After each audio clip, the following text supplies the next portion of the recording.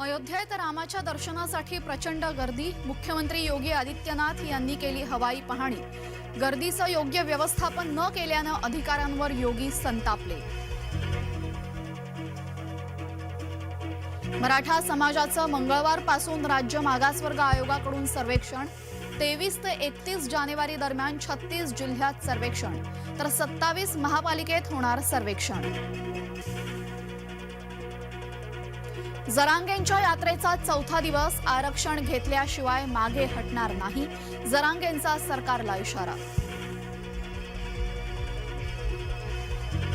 ED चौकशीला वायकरांची दांडी। वकिलांमार्फत ईडीकडे वेळ वाढवून मागितला। बुधवारी रोहित पवारांची ईडी चौकशी। सुप्रिया गट करणार शक्ती प्रदर्शन।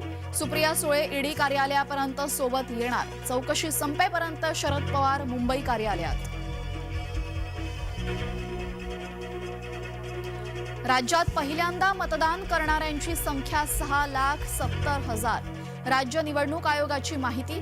महिला मतदारांची संख्या 3 लाखांनी वाढली।